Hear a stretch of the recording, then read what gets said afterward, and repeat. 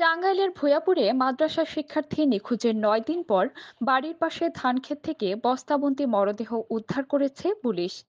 সোমবার সকালে উপজেলার গোবিন্দাসী ইউনিয়নের চিতুলিয়া পূর্বপাড়া এলাকার একটি ধানক্ষেত থেকে বস্তাবন্দি মরদেহটি উদ্ধার করা হয়। এর আগে ওই গ্রামের সুমন মিয়ার মেয়ে স্থানীয় হাফিজিয়া মাদ্রাসা ও নুরানি কিন্ডারগার্টেনের ২য় শ্রেণীর শিক্ষার্থী নওশিন ইসলাম শর্মিলা গত ২৬শে মে দুপুরে নিখোঁজ হয়। নিখোঁজ হওয়ার দিন রাতেই উদ্ধারের জন্য থানায় সাধারণ ডায়েরি করেন শর্মিলার বাবা সুমন মিয়া। শর্মিলার চাচা কাইয়ুম মিয়া জানান, এটি শর্মিলার লাশ কিনা আমরা এখনো শনাক্ত করতে পারিনি। লাশের অধিকাংশ পচে গেছে। কুকুরে টানাটানি করে সমস্ত দেহ লণ্ডভণ্ড করে ফেলেছে। তবে তার পরনে লাল পায়জামার অংশ দেখে ধারণা করা হচ্ছে এটি শর্মিলার দেহ। নিহত শর্মিলার বাবা সুমন মিয়া বলেন, কারোর সাথে কোনো শত্রুতা নেই, কেউ টাকা পয়সাও পায় না। মেয়ে নিখোঁজ হওয়ার পর কেউ মুক্তিপণ বা টাকা পয়সা চায়নি।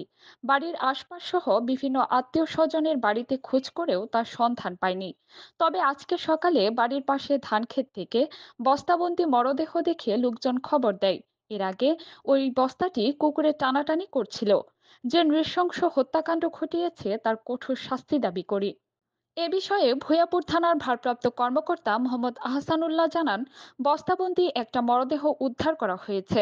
ফরেনসিক টিম ফরেনসিক টিম ঘটনাস্থল পরিদর্শন করেছে। তদন্ত চলছে।